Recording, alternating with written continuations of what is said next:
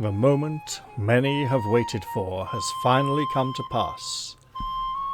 The evil Usurper has been cast down, and now a new Overlord sits upon the throne of the city of Irsmuncast Nyedge, and wears its heavy crown upon his troubled brow.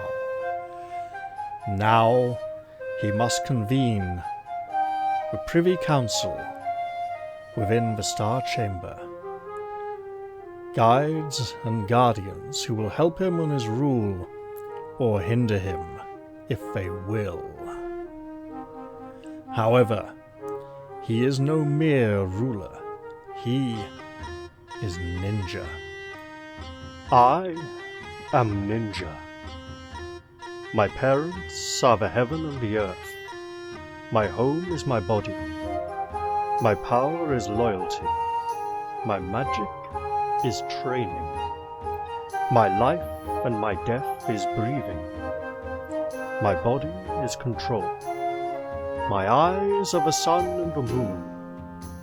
My ears are sensitivity. My laws are self-protection. My strength is adaptability. My ambition is taking every opportunity with fullness. My friend is my mind. My enemy is carelessness. My protection is right action. My weapons are everything that exists. My strategy is one foot in front of the other. My trust is in Quan. My way is the way of the tiger.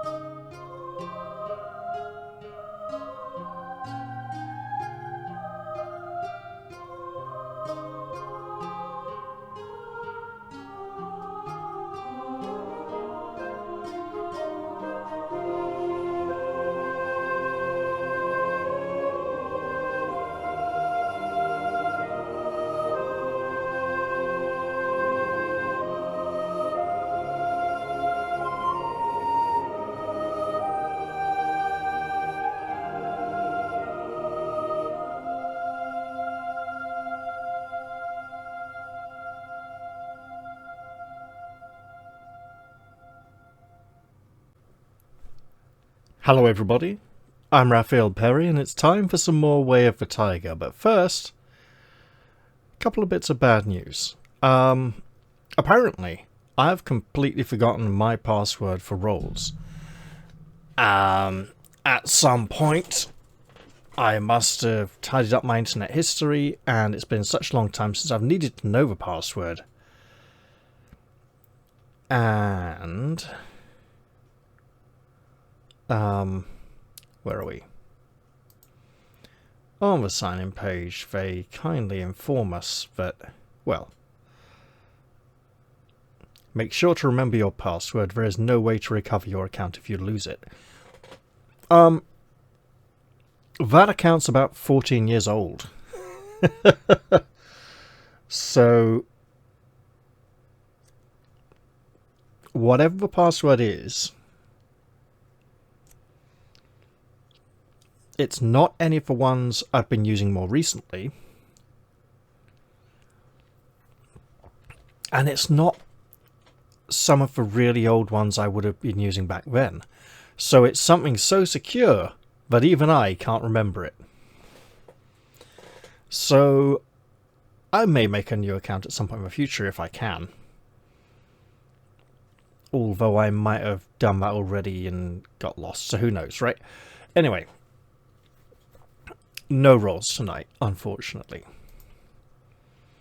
Which means we may have to rely on MapTool's dice rolls, or, alternatively, I have a couple of dice on the desk here in front of me that I may use. You won't be able to see them on screen, but hey, it's better than nothing. If I open one of the... not that one. Okay. No. Wait. Probably shouldn't be recording this. And maybe I'll try to open a campaign with some dice macros. Bear with me one moment. Here we go. Got a dice roller up. Makes things a bit easier. Old campaign file might just be useful for now. As a temporary stand-in. Second thing is that we blatantly see this paragraph here on the opposite page, which is not ideal. In the last episode, we were heavily reminded that Mandrake, the Guildmaster of the Guild of Assassins, is still hunting us down, trying to finish the job. And we see here, it is not Parsifal, but Mandrake, Guildmaster of Assassins from far-off Wargrave Abbas. Now, he impersonated a high priest of Quan before in Book 2. So he'd already have had some practice in the mannerisms and the basics of the role, although the specifics for an individual will be another matter. Anyway, let's direct our focus now back to the adventure and the matter at hand. The third session of Star Chamber takes place on a dreary and grey afternoon. Messengers, threatening that your days on the throne are numbered, are thrown into the palace gardens and brought to you by a servant dripping with rain. The culprits escape the palace guard, and no one can describe them. Will we order the random arrest of 50 people every day until the culprits are found or handed over to you? No! Dear goodness, no! Or ignore the incident. Look, for now, until we have some kind of evidence to go on, we better just leave be. There's no point punishing innocent people needlessly. The third session of the Star Chamber has been called to discuss a pressing matter, the setting of taxes. If Goldspiel has been banished, your treasury is full with the weight of 25 men in gold. I do believe... No, he was put on trial and miraculously found innocent against all logic and odds.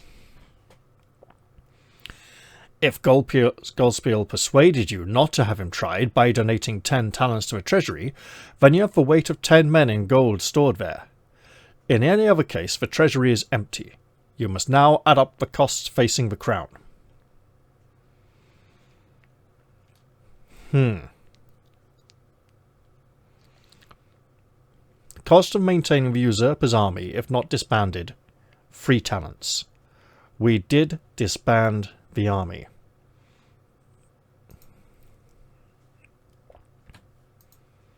Cost of maintaining the Shield Maidens of Dharma, if in the army, 2 talents.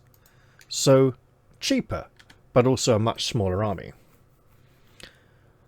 Cost of maintaining the Shield Maidens of Dharma as City Watch, unless exempted from temple tax, 1 talent. They are exempt from temple tax, so they're doing it for free. Cost of maintaining the Order of the Yellow Lotus, 1 talent. We have actually... yeah. We are still dealing with them. Cost of maintaining mercenaries as City Watch, paid by Goldspiel, no cost. And additionally, he could have donated 10 talents to the treasury. As it stands, we're going to have to set some taxes, and it won't be pretty. Cost of paying palace servants and messengers, 1 talent. Here's the important thing, though. We are not Rachel from accounts.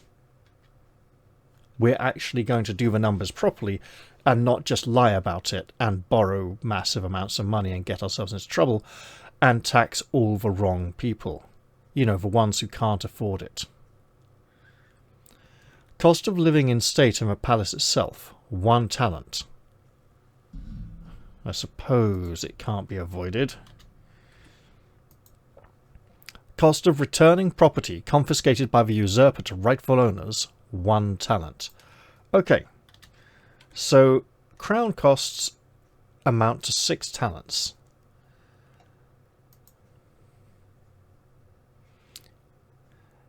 The treasury does not hold enough treasure to meet these costs, so we're going to have to set some taxes, which, just like death, cannot be avoided. The issue of taxation is one that touches everybody, and you are assailed with requests for audience by all and sundry. The Templars to Dharma and Avatar demand that the Temple of Nemesis give money back to them, since the usurper leached them of their temple funds, while the dark pinnacles of the temple of to the Lord of the Cleansing Flame were gilded with gold leaf. Others clamour for the return of their houses and possessions, which were wrongfully seized by the usurper. Your privy councillors are ready to suggest systems which will produce the necessary gold. If you made a deal with Goldspiel of the Silver Tongue in return for his support, he gave you a piece of red coral. That was not the case. So let us see what other options remain. Now, obviously the issue of taxation will be unpopular.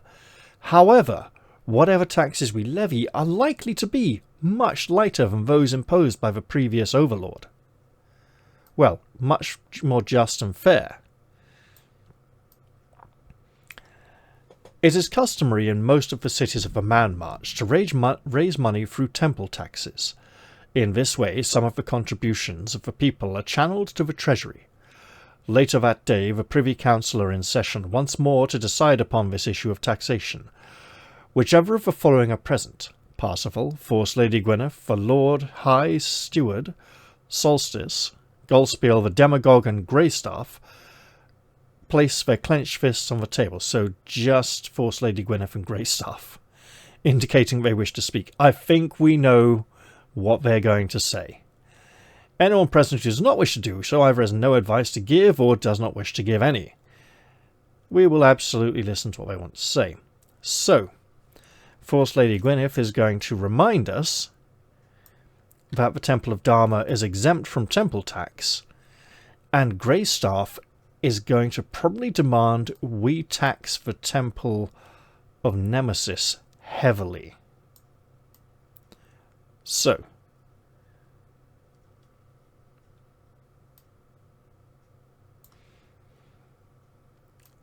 the High Grand Master Parsifal and Force Lady Gwyneth have obviously come to an agreement about the correct course for you to take. One of them is not here. Did they both need to be there? Was that an and?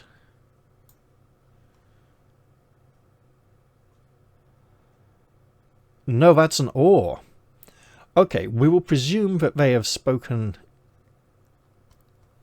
outside the chamber, or that she has invited him in to speak with her. That seems unlikely, and so. They stand side by side on the platform below the oval table. He a shade shorter than she, and wearing his monk's habit. She as martial as ever, wearing a surcoat with the diamond shield blazon of Dharma on top of worn chainmail. It is Parsifal who addresses the council. Majesty, tradition says that each of the 5 major temples be taxed equally, but for many years we have had to pay crippling taxes whilst the Temple of Time paid none, and the priests of Nemesis grew fat on the proceeds. We suggest, your majesty, that you fine the Temple of Nemesis 5 talents, and levy a tax of 1 talent from the Temple of to Time. When next you need taxes, we may then return to the old system of equal tithing. In this way, Overlord, you may win the hearts of the people by undoing some of the wrongs done by the usurper, except we cannot follow this suggestion. Gwyneth adds, the people feel that the priests of Nemesis have escaped lightly under your rule. Punish them, Overlord. Remember, we cannot obey any suggestion that would tax the Temple of Dharma. We gave our word, and we cannot break it now. No, we're literally not allowed to. The Lord High Steward is gone. Absolutely gone. Solstice is not present. Goldspiel also not present. The Demagogue is here. Oh, let's see what he suggests. It's going to be radical. Something like no taxes or... The Demagogue is sporting a new purple tunic and breeches, which would make him look more like a badly dressed court fop than the hero of the common people. But his ideas on taxation give the lie to this. To your surprise, he begins his speech by saying the expenses of the crown should be no more than 3 talents, and he would raise this money, and some to spare, in the following way. A window tax. That is a tax on all those people who owned buildings with more than 10 windows in them. He has calculated this would raise a talent of gold from the rich. He also suggests a tax on all merchants with stalls or shops in the city according to their size, which could raise a 2nd talent. He then promises a double tax on the temple to Nemesis. In all, his measures would raise 4 talents, and it would endear you to the people, your majesty. Looks like a worshipper of Nemesis here, causing trouble. Okay. How the hell are we going to cut down crown costs to 3? Well, we would not restore stolen property to the people. We would have to ditch the army completely. But he wants a peasant militia, doesn't he? So, I'm not sure. Look, I think he's on to something. But it's the beginning of a plan and not a full plan. It's not going to be a solution to the problem. Let's see what Greystaff has to say. And remember, he's not used to having power in this position, so... Greystaff's look as he rises to address the Privy Council is both cold and determined. He draws himself up and then launches into a fierce harangue, listing the evils of the priests of Nemesis and the injustices heaped upon the temples to Avatar and Quan. He calls for a punitive tax of 6 talents to be levied against them, and a further 2 talents of tax to be levied from the Temple of Time to be paid for reparations to his own temple and to the Temple of Quan the Redeemer. Only thus can the wrongs of the usurper be turned to right, he says, and is quite breathless and red in the face through righteous anger by the time he has finished. While his proposition may be one of the better ones, it's also one of the least popular. Oh. Well, we've heard all we can here. Let's see how badly this will go. The Privy Councillors wait in silence as you mull over the propositions that you have heard. Remember that you may not follow any advice that advocates the taxing of the Temple of Dharma if you have already exempted them from temple tax. Parsifal and Force Lady Gwyneth have proposed something that would eventually involve levying a tax against the Temple of Dharma, which I cannot therefore do. Now, what the hell did I do before? I think I have to follow Greystaff's advice here. It's the only viable option.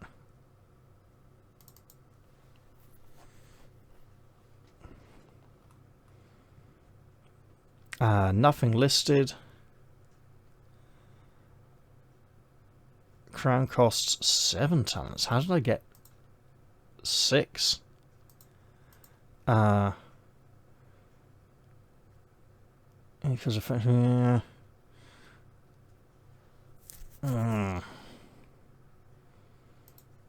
okay. Oh, I see. Right. And taxes were 6. So yeah, I think Greystaff's advice is the only viable option here. Not because it would raise the largest amount of money, but because it doesn't involve taxing the Temple of Dharma. And you follow the advice of Greystaff, High Priest of the Temple of Avatar, and your action in finding the Temple of Nemesis and taxing heavily the Temple of Time splits the populace. The fine on the followers of Nemesis is crippling, for the Usurper took most of the money for himself and squandered it or sent it across the plains to some dark treasury vault in the fires of the abyss. If the Usurper's army is still in existence, we didn't chase them out the city. So just a moment. 87, right? Is... no good. 77 men? Yes. 6 on Nemesis. 8 to Temple of Time. So this is presumably 8.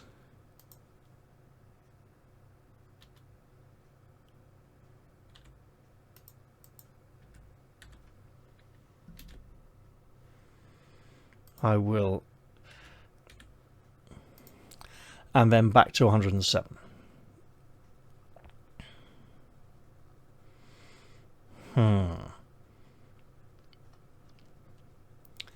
This is...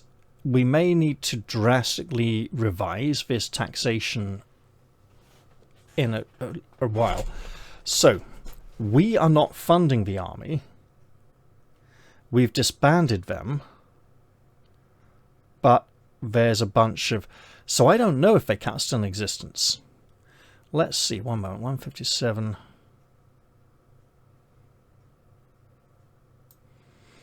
Incense that the financial burden you have placed upon them, the priest of Nemesis lead the Usurper's army against you in a counter-revolution.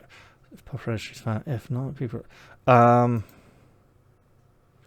yeah, I don't think they are, because the army has been disbanded. That's a little open to interpretation.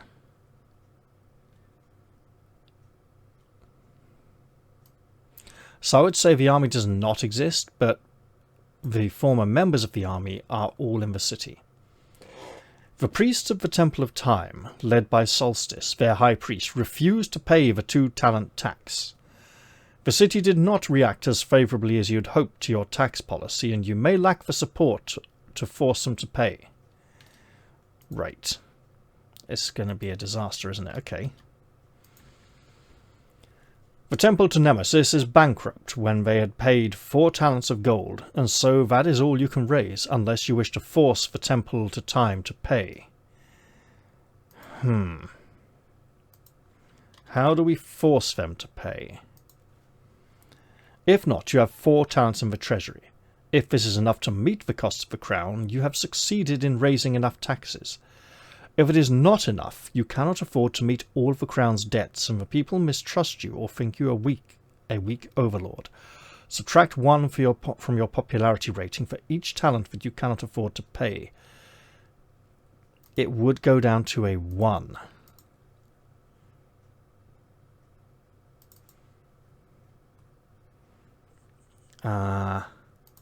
Let's see. So maybe we would get it up again to a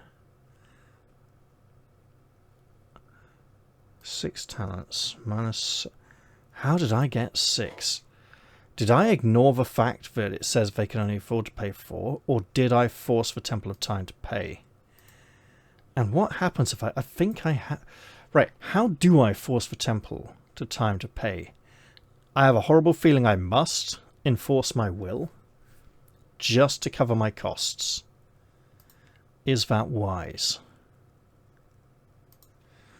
Probably not. Fighting breaks out in the streets once more, but you have enough support to defeat the forces of the Temple of Nemesis.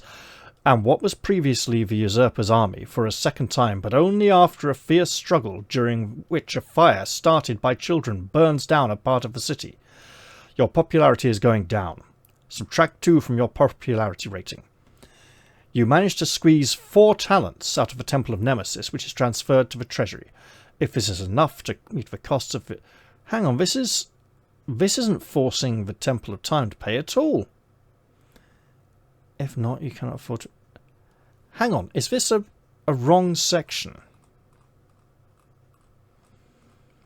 Ooh, okay, interesting.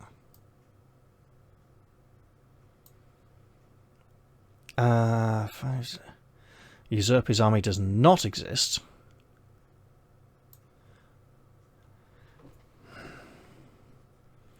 Do we have errata? Not necessarily. Okay. Ooh. Interesting.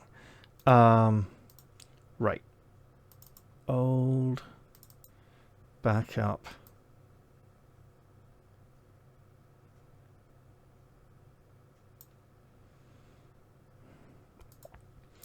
This is turning into quite the episode. I don't think I can.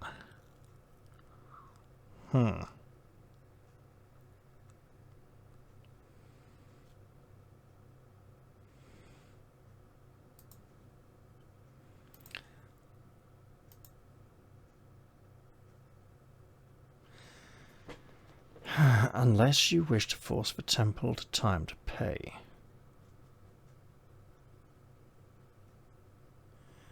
But if you wish the Temple of Time to pay, then there's no mention of that at this section. Probably because the Temple of Time just, like, manipulate it so they don't have to, and we have to fight and suppress instead. So we'd lose 2 for popularity, so we can't do that.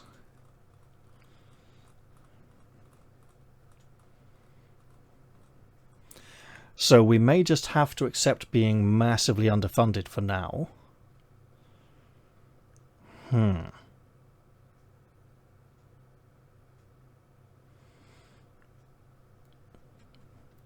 I'm not sure that's an incorrect section. I think that might be the correct link. Bizarrely. So, if that means that, go down to that.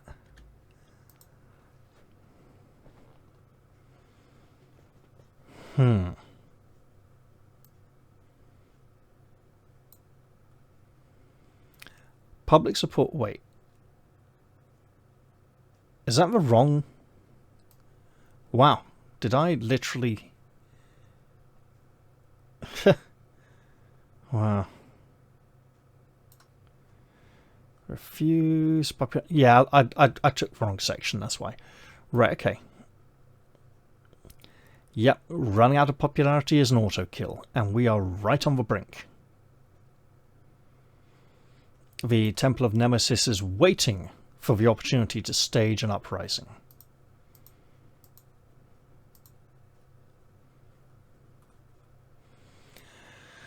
You announce in the Star Chamber that you have sufficient money in the treasury to meet the crown costs as far as you see fit, and that the council will now discuss who is to be made strategos in overall command of the Irsmuncast army.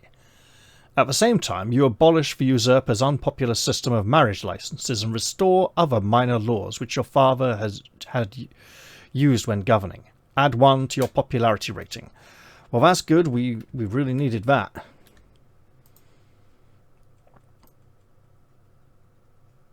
I mean, it will hopefully help make the city a less fearful and more law-abiding place. It is another 10-day before the next meeting of the Star Chamber, and during this period the mood of the city seems fairly calm.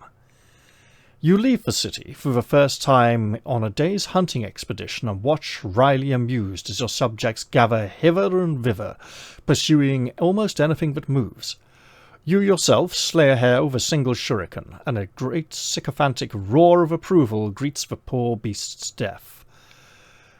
You have behaved as an overlord should, and the hunters are happy, but though your bodyguard insists on keeping close to you at all times, a stray arrow passes dangerously close to your head when you are chasing a stag in the woods above the river of beasts. You return safely to a small hunt banquet.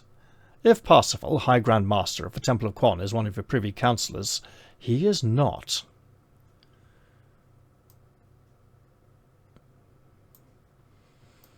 On the day after the hunt banquet, the Star Chamber is due to meet again.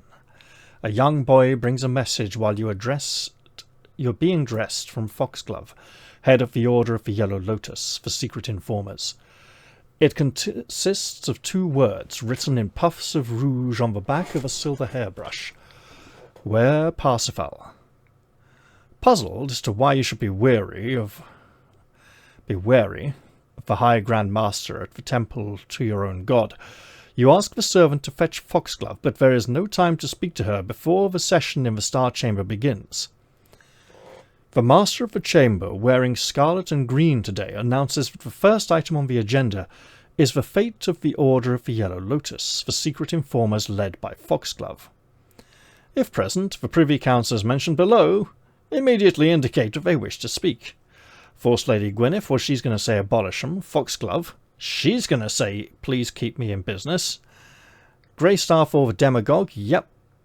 Okay. Well, here we go. Force Lady Gwyneth, I think we know what she's going to say, but let's hear it anyway. Same goes for all the others, really. Force Lady Gwyneth stands and says, the Order of the Yellow Lotus are a pestilential crew of gutter snipes, given dangerous powers under the rules of the Usurper. Their effect is to prejudice your people against your rule, for they breed hatred, mistrust, and fear. Above all, Foxglove is not to be trusted. Abolish the Order, your Majesty. She is too dangerous to allow near your person. Gwyneth nods as she finishes. That is about what we had come to expect from her. While the Force Lady Gwyneth is predictable, she's also someone we can trust. We can't trust her to be accurate, but we can trust her to be honest. And that is an important thing in an ally. Lady Foxglove obviously wishes to speak.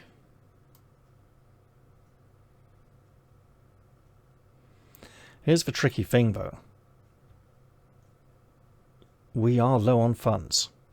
Today, Foxglove is wearing a dark blue woolen cloak and a small round dyed straw hat to match. Her face looks pale like a corpse, the hollows of her cheeks enhanced with purple murex dust. Her voice is calm and grave. Your Majesty is in great danger. I cannot speak about it now, but if you will give me private audience later, I shall reveal how useful the Order of the Yellow Lotus is to you.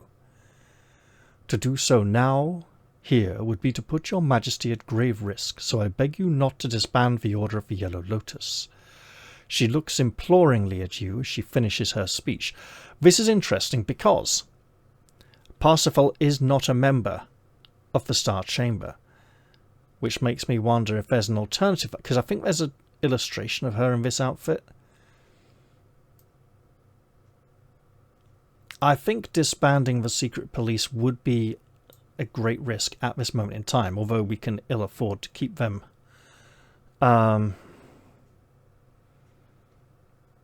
Greystaff and the Demagogue are both present. They're not going to want us to keep the Order around. Sometimes, though, we have to make controversial decisions, which could include giving an evil person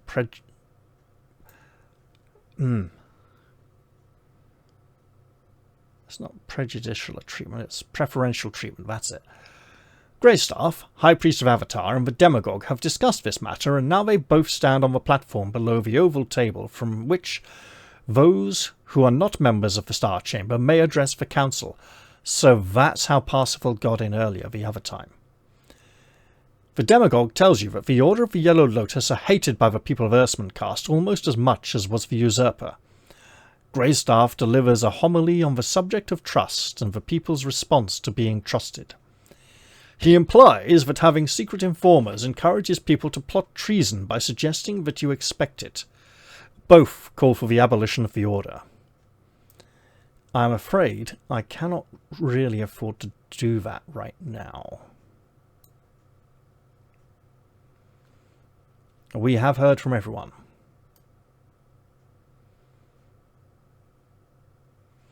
Now, interestingly, this would still be important if we had not. They are fulfilling a role. Are they not? No, not a main role.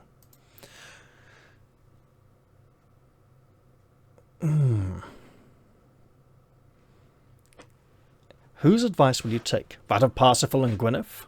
That of the Demagogue and Greystaff? The Lord High Steward is not here.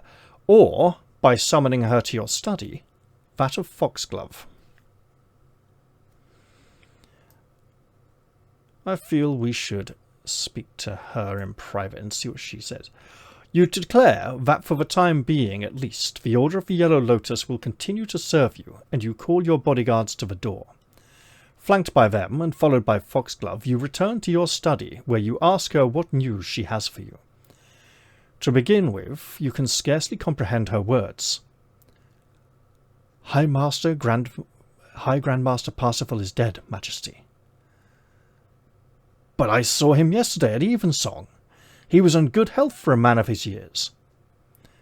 The man you saw leading Evensong in the temple to Quan the Redeemer was not Parsifal, but an impostor. Then who was it, you demand? I have reason to believe that it was none other than Mandrake, Guildmaster of Assassins from the northern city of Wargrave Abbas, a man who reveres Torrimalku the Slayer, swift sure bringer of death to beggar, and she hesitates. King. Where is he now, you ask? Are you not expected for private confession at the temple to Quan this very evening? You nod, wondering how she came to know this secret. He awaits you. Half a king's ransom, Avenger, Overlord, hangs above your head. Shall I have him dealt with? But you reply that you will take the pleasure of killing him yourself. Shall I now? He tried once before. Let us see if he can try again. You order Foxglove to do nothing. You will act just as you would normally. Parsifal leads his congregation at evensong just as he always has, but he does not say all of the responses during the Catechism of the Redeemer, instead allowing one of the younger monks this privilege, because they won't get it wrong. After the service, he walks alone into the inner sanctum where you are to join him. In a bare room which reminds you of the Temple of the Rock, with rush matting and with the Song of Quan inlaid in silver on the walls, Parsifal beckons for you to kneel before him. His rheumy old eyes do not see as well as they did. Overlord, he asks, just to make sure it is you, will you kneel as normal, or smash him to the matting using the leaping tiger kit, or, if you have the skill of Shin Ren, that's not an or. Might as well. 389. This looks, like a completely different encounter, probably. As you walk towards Parsifal, your suspicions are aroused. Something is not quite right. He looks different in a way you can't quite place. His behaviour in the temple seemed normal enough, but there is a tension, well disguised, welling up within him. This may be an impostor. Will you kneel before him as usual? Or do a flying kick right into his face? We've had a warning. We have a second warning. Let's absolutely go for it.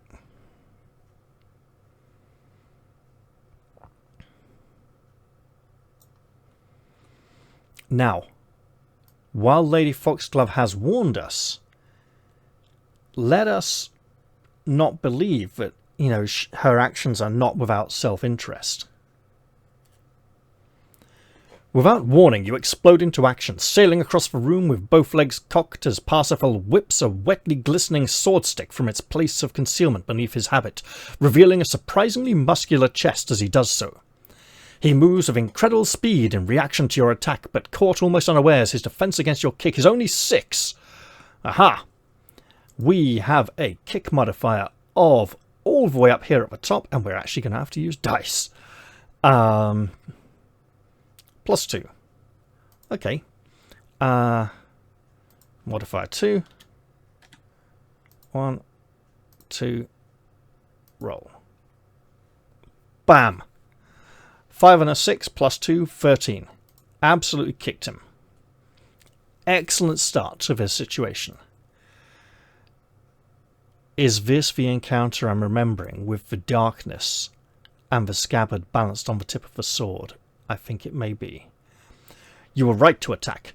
Your foe is a young man, clearly not Parsifal. By chopping the heel of one foot downwards and extending the other leg, you succeed in hitting his arm and head simultaneously. The sword stick clatters away to the end of the room. You look grimly down at the man you have disarmed and knocked to the floor and realize with a shock that it is Mandrake, Guildmaster of Assassins from far-off Wargrave Abbas, who worships Toramalku the Slayer, swift shore bringer of death to beggar and king. It is the assassin's death which is swiftly executed in the confessional room. Before he can recover from your stunning attack, you finish him off with a chop to the neck. Your reactions have not suffered, even though you have been relying more on your wits than on your body of late. Mandrake's disguise was perfect. Without Foxglove's help, you might well be dead, although the power of Shinren may still have saved us. And you send her a message of thanks. Tomorrow there will be a banquet to celebrate your survival.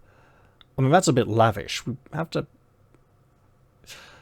We have to cut down on these things, but we do still need to do the job of making the people know we are powerful and can afford these sort of things. Mandrake had killed Parsifal 2 days before, having already spent some days watching him in secret, probably some weeks. He got to know the routine of the temple, and even those closest to the High Grand Master had been unable to spot him for an impostor. He had even met and talked with Force Lady Gwyneth about the Order of the Yellow Lotus without arousing her suspicions, probably encouraging her to call for the order to be disbanded. He was a formidable foe, but you have triumphed again. The first ever to survive the attentions of the Guildmaster of Assassins. You order the monks to select a new High Grand Master and lead the prayer of thanksgiving for the life and works of Parsifal yourself. And presumably, if he had been a member of the Star Chamber, that would come up in the next meeting, because there would need to be a replacement. That reminds me of the Assassins from the Cursed Empire role-playing game, formerly Crimson Empire role-playing game.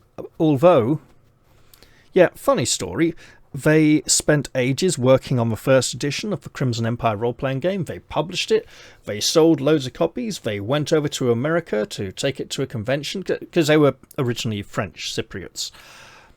Yes, Cyprus is a Greek island, but they were living in France. They went over to America, they got off the plane, and on the first day off the plane, somewhere between the plane and the convention, they were met by George Lucas's lawyers who said, "We're taking you to court, you can't sell this." And they said, "Why?" And George Lucas's lawyers said, "Because in Star Wars, the Emperor's bodyguard are called the Crimson Empire Guard, so we're not going to let you sell a game called Crimson Empire." So they went to court, and the court ruling was that they were allowed to sell the remainder of their first edition printed stock. They weren't allowed to print any more, so they made a second edition called Cursed Empire instead of Crimson Empire and sold that instead. And unfortunately, the second edition is written for people who already have the first edition. I mean, literally, at one point, there's a couple of starter adventures, and in one of the starter adventures it says, if you need stat blocks for these humans, use the stat block from chapter 16. and there's only 11 chapters in the book. Yeah, guess what? First edition had like 4 or 5 chapters of stat blocks for loads of things that aren't covered in second edition at all in the back, and a number of other things. And it's basically RuneQuest with house rules and Vancian Dungeons and Dragons magic instead of RuneQuest magic, and level-based progression instead of RuneQuest progression, which occurs at level-based intervals instead of at the end of adventures, and level-based health in RuneQuest, which seems like a really bad idea. If you're not familiar with RuneQuest, Call of Cthulhu, it's the same rules. Elric, Stormbringer, all those Chaosium systems, basically the same rules with a few minor variations. It's also the role-playing system in which wearing armor will get you killed. The armor rules aren't worth the paper they're written on. The only way to make armor work is if you're fighting a group of at least 3, maybe 5 people. Because then you're dividing your defense stat between your attackers, but you aren't dividing your armor stats. And your armor stats are so low that at that point you're going to be getting hit by everyone anyway, and your armor will actually prevent some hits from hurting you and be good. As opposed to in single combat, where the penalties to your defense will be for wearing armor will be so large that you will get hit constantly. Whereas if you're tanking large groups, you'll just get hit lots and take it, because the armor will stop about a quarter, maybe a third of them. Whereas in single combat, you just get hit and killed because of the way the armor rules work are bonkers in that system. Yeah. If you want to make an attack roll, you need to make 6 different dice rolls and 3 different sets of bookkeeping on character sheets. Yeah. You roll to hit. You roll a defense. You compare them. You roll hit location. You roll damage. The defender rolls their armor's percentage chance to absorb some of the damage. Right? And that percentage chance is like under 20%. Right? It's a low number. Then, if they succeed at that, they roll to see how much of the damage they prevented. Yeah, I know. 2 separate dice rolls. I mean, like, RuneQuest has... Elric has a random roll for the armor to see how much damage it stops. But it doesn't have a random roll to see if it stops anything at all. So yeah, they roll the armor soak roll to see if the armor actually absorbs any damage, or if you just take the whole damage from the hit. If the armor successfully absorbs some damage, you reduce the damage by the amount of the armor value roll. Then you reduce your armor's soak value by the total damage of the blow before armor reduction. So let's say I get hit for 7 points of damage, right? And I somehow pass my... Let's say my armor soak roll is 20, right? And I roll a 20 or less. I roll, let's say, a 3. Absorb 3 points of damage. So I take 4 of those 7 points of damage. But then my armor soak chance goes from 20 down to 13. Because it's 20 minus 7. Because it's just taken 7 points of damage. Total damage for a blow. If my armor fails to absorb any of the damage, if I fail the armor soak roll, my armor soak value is not reduced. It's only reduced when it actually stops the damage. This is a crazy system, by the way. And let's go a little bit further. So yeah, then when you take the damage to your total health, you take it to your locational health, a la RuneQuest, and to your armor's soak value if your armor soaked anything. And then, of course, your armor has 3 different soak values for slashing, bludgeoning, and piercing, and you reduce all of them together when the armor takes damage, but they are separate values. And the craziest thing is, the description of the armor repair skill is literally one sentence which says, "This is the skill you use to repair armor." It doesn't tell you how. It doesn't tell you if this will completely repair the armor, if the GM should assign a penalty based on how badly damaged the armor is, if it just restores a little bit of the armor and you roll, to build it back up again, piece by piece, right? Nothing. Does not say, right? There are 156 skills on the character sheet, of which you will not use more than about 100, because there are duplicate skills that do the same thing in different ways. There is, for instance, navigation and orienteering. What's orienteering? It's reading a map. It's finding your way around. What's navigation? It's doing the exact same thing, but on the sea, in a boat, in a ship. Separate skill. You'd think they'd just be a related skill, and then you could have like a specialization in one or the other.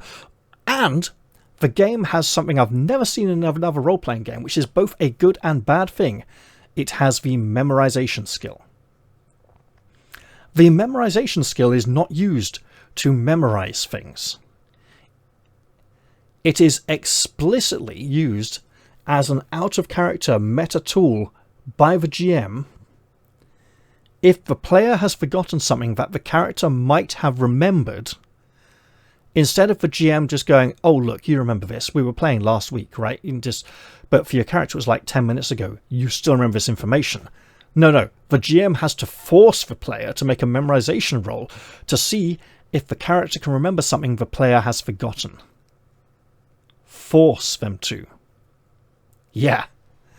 Now, it's nice to have a dice roll that the player can request. It's like, if the player asks the GM, oh, hey, look, is there something I might have forgotten? Do a memorization roll.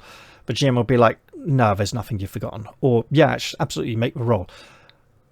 But for the GM to be sitting there behind his screen going, ha, I'm not going to tell you this unless you can pass a skill check. That's a bit of a git thing to do. Anyway, during the next 10 days, reports begin to come in concerning an ominous build-up of troops at the edge of a rift. It seems that an army of sorcerous dark elves and terrible cave trolls is preparing to attack Irsmuncast. If Forced Lady Gwyneth heads for watch and is a privy councillor and leads the shield maidens of Dharma in the army, yes she is unfortunately, she has all three of those positions, which means she will have a very small but unified force. It'll have a better command structure because it won't be things summoned to death by committee. Right, how bad is this going to be for us? You have put much faith in Forced Lady Gwyneth, and this is certainly not misplaced, but the people of the city now idolize her. She is seen to be as powerful as you are yourself, and she is more popular as well. With the rumour of attack by the spawn of a rift, when the rumour of attack by the spawn of a rift ignites the city, the streets become thronged with people crying out loud to the Forced Lady to deliver them from danger. The priests of Nemesis, quick to exploit the mob's hysteria, call upon her formally to lead the army out to battle. The mood of the mob brooks no hesitation. We could order Lady Gwyneth to march towards the rift in the hope of victory, or refuse to bow to mob hysteria and order her to defend the walls of the city. This seems much wiser. We may lose some popularity, but we'd keep the city.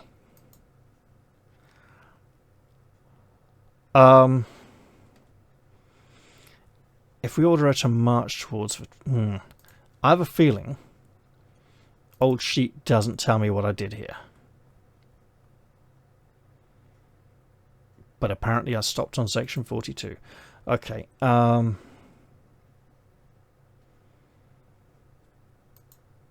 need Scepter and Orb. I don't know, right? This feels